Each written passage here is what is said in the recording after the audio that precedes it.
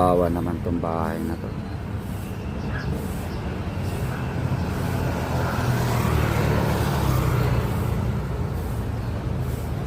Mahalik na yung puno sa bahay, mga kababayan.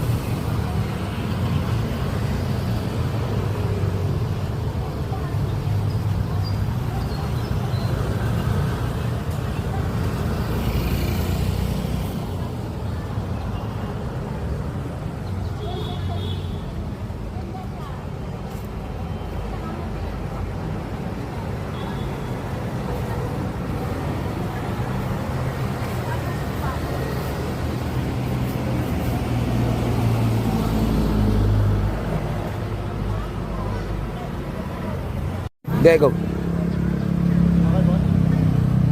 Ito, yung ano yung mga puno nito, isang pag dumadaan dito yung malalaking truck, tumatama siya. Kaya puro tama na ng ano, tama na ng bus. Ang concern ko lang, baka kasi baka maputol. Wala na po kuryente dito sa mga bahay. Kasi minsan kasi na tinamaan na to ng mataas na sasakyan. Yung mga kable nagbagsakan. Lahat na naka-online na ng mga bata, online na sa school, online sa trabaho, nawala ng internet. Yun lang po yung concept. Kaya pala may tali na ganito. Kayo na may gawa niyan. Opo. Ginawa po namin ng paraan na lang. Pari-ano-ano na rin po yung may sky cable, may PFPT, may Meralco. Kaya mas maganda po ayusin na lang. At saka i-trim po kasi po masyadong mababa na. Pero parang maganda, malilim.